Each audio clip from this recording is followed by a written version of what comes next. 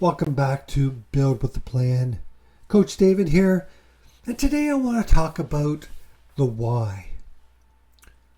Not the proverbial why are we on this earth? What is life all about? I'm talking about the why you started your business in the first place. Now this is super important, and I'll get into that in a little bit. But I want to talk about what will happen when you don't understand your why and that you don't make sure that it's a big part of your business. So a number of years ago, I had my business. I started out as a small design company that turned into a full-fledged print, marketing, and design, and then it grew into large format.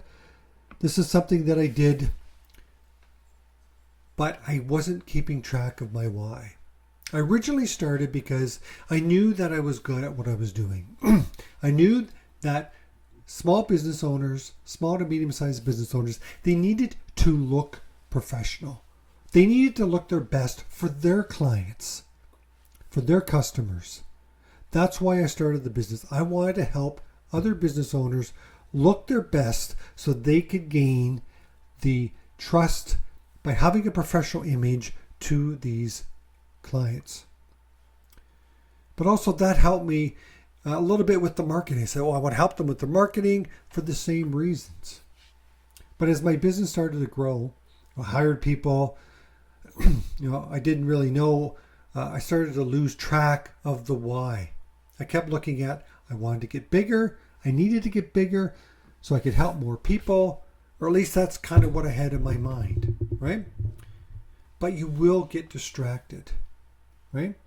And why it's important to make sure you are focused on what you're doing is so that when the hard decisions crop up, you're able to pivot, you're able to make the right decisions based on why you started the business in the first place.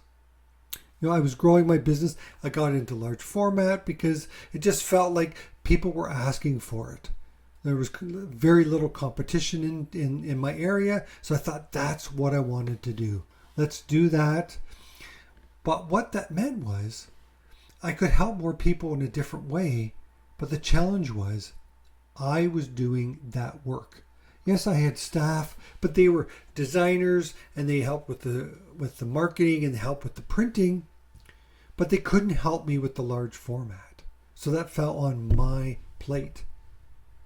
I was short-sighted enough that I thought, okay, I'll just do it because it's too hard to find somebody or train somebody to do this. So that's why I did that. And because of wanting to help people, I looked at joining the Chamber of Commerce. Lots of business owners, let's join them. I'm not knocking the Chamber of Commerce. Great place. It is actually underappreciated. It is a professional organization that is there to connect businesses, and that's why I joined. I firmly believed in what the chamber was all about, and I quickly, got to vice president, and then I was president of the chamber. So great, now I'm in a position where I could help people in a different capacity. But then I started thinking about, I need to help grow the chamber. What's our branding? Who do we need to talk to? And all that type of stuff. And again, I kind of forgot the why I wanted to be with the chamber. And the challenge was I was growing the chamber and I was growing my business all at the same time without using my why as my guiding light. And because of that, I didn't put certain things in place. I didn't understand that I needed another staff or two.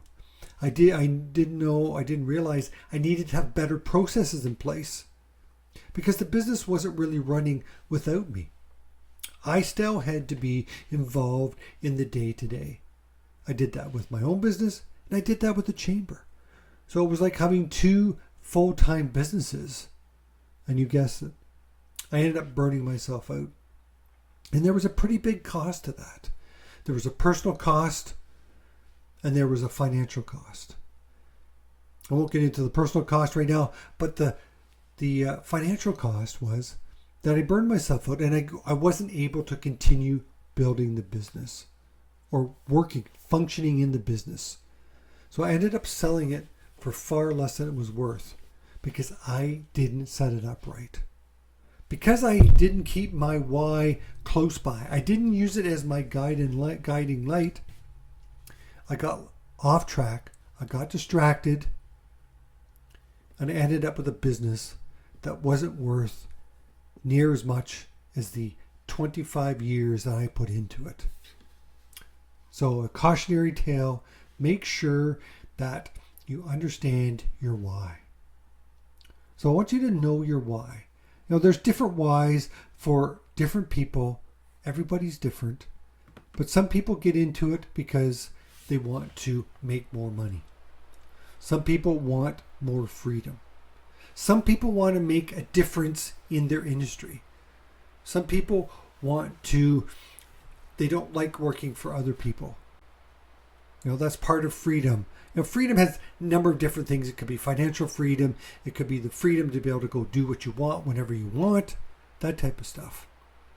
And remember, it is different for everybody. But I do encourage you to talk to your fellow entrepreneurs and ask them, what is your why? Why did you start your business in the first place? I was saying the importance of the why is to be able to help you through the tougher times. It's there to help you make decisions to move your business in the right direction. It becomes your North Star, your guiding light. Because distractions are going to happen. You are going to get sucked into the day-to-day. You're going to think about, okay, I need to look after this client. I need to order this material. I need to talk to this person. I need to follow up with that person. I need to email this person. Oh, I need to make that phone call. Oh, I got to talk to the bank. All these things start to happen. They get distractions, or they distract you from the bigger picture. What the why allows you to do is take that few steps backwards. Go on to the 10th floor, look over off the roof and look down at where you are. It looks much different from up there, doesn't it? What you're going to see is you're going to be able to see further away from where you are now.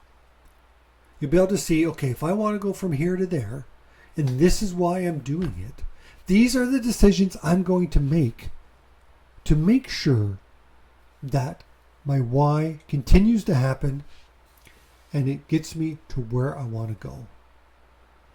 So my why is the time freedom.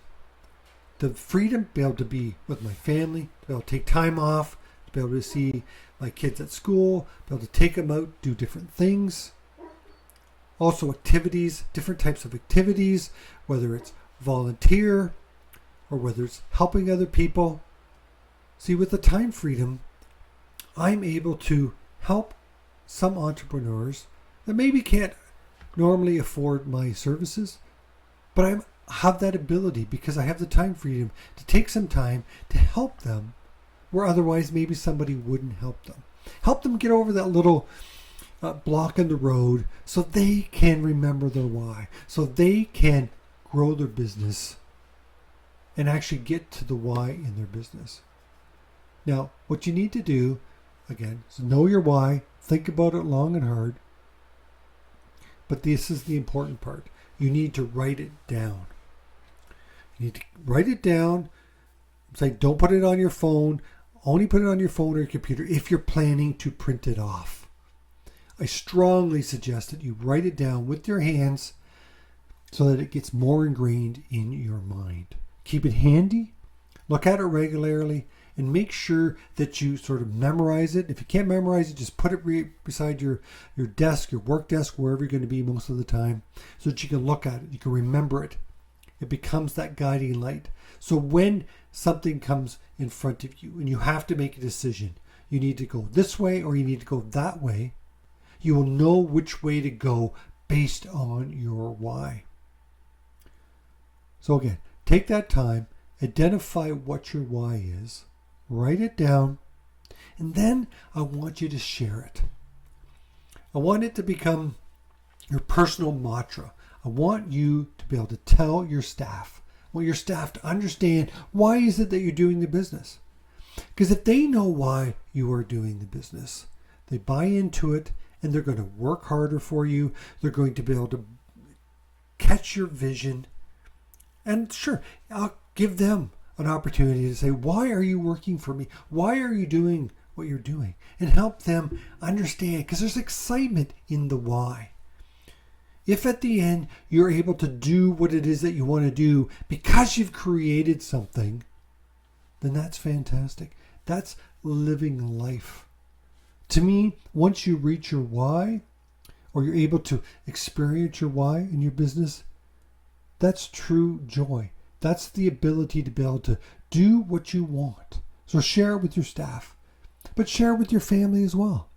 You want them to buy into it so they can support you, that they can encourage you when you need to. Because the thing is, when I started burning out, I didn't realize I was burning out, but when I was getting to that, if I had shared my why, and if people understood my why, and my family understood it, they would encourage me to keep going. They would encourage me, are you looking at this the right way? Do you need to step back and take a different look at the business? Are the decisions you're making the right decisions to get you to your why? And if not, then you need to change your decisions. You need to make moves to make sure that you are going to get where you want to go. So, super important. Understand what your why is. I want you to write it down. Keep it handy, right beside your computer or your workstation or your desk, wherever it is. Maybe even put it as your home screen on your phone. Look at it regularly and share it with as many people as you can. Share it with your staff, share it with your family, even share it with some of your key customers. Because heck, if they buy into your why, they might be more able to, or more inspired to refer to you some customers, because they want to catch the vision that you have. So that's why I think it's super important. Until next time, Coach David out.